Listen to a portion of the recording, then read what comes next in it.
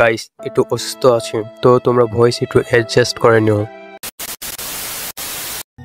ঘটনাটা কিছুদিন আগের, যখন মহাকাশ থেকে কোনো এক সিগন্যাল আসলো, যার পিছনে বড় এক উদ্দেশ্য লুকিয়ে ছিল, এক এলিয়েনকে পৃথিবীতে রেখে পালানো।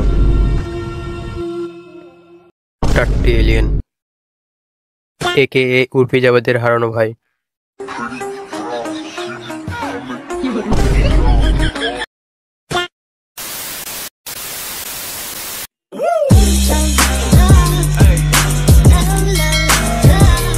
Hello guys, welcome back to another video. ইয়ার তোমরা কি কোনোদিন ভেবে দেখেছো এই যে উর্ফি জাবেদের ভাই হলে কেমন হতো? ওয়েট তোমাদের ভাবতে হবে না, আমি পেয়ে গেছি উর্ফি জাবেদের মেলায় হারিয়ে যাওয়া ভাইকে।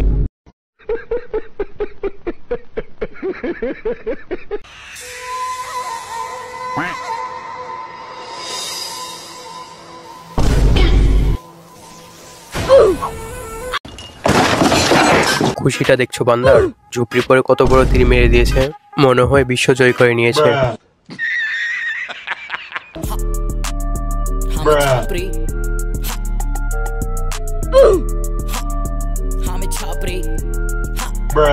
স্কুলে মেয়েদেরকে বিরক্ত করার পর যখন সবাই মিলে মার দেয়, আর যার কারণে মাথার তার ছিঁড়ে যায়, উনি ঠিক এমন তার ছেঁড়া জামা কাটা অবস্থা ঘটে।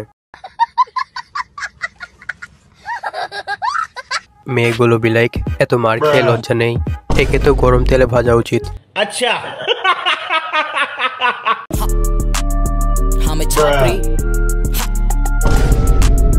এটা দেখে এর পিতা বিলাইক, এ মেরে औलाद नहीं, ए मेरे औलाद हो ही नहीं सकती।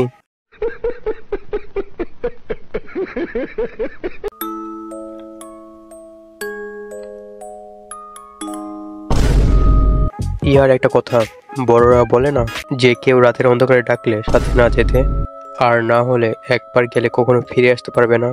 আর এ হচ্ছে যে নালিতে লুকিয়ে থাকে বাচ্চাদের তুলে নেওয়ার জন্য। ভাগ্যে সেখানে ওর আম্মু ছিল, তার জন্য বেঁচে গেছে।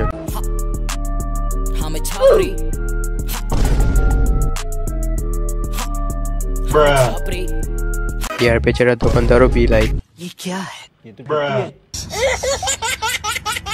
ইয়ার এ হচ্ছে ওই পাগল যার চিকিৎসা করতে গিয়ে ডাক্তাররা নিজেরাই পাগল হয়ে গেছে। এ হচ্ছে ওই প্রতিবন্ধী এলিয়েন, যেখানে এলিয়েনগুলো নিজেদের মান সম্মানের ভয়ে একে পৃথিবীতে রেখে গেছে। আর এইটা হচ্ছে ওই মহান ব্যক্তি যার জন্য দেশ ক্ষতিতে চলছে, দেশের ভয়ের সৃষ্টি হয়ে গেছে, কোনো মানুষ বাইরে যেতে পারছে না এর ভয়ে।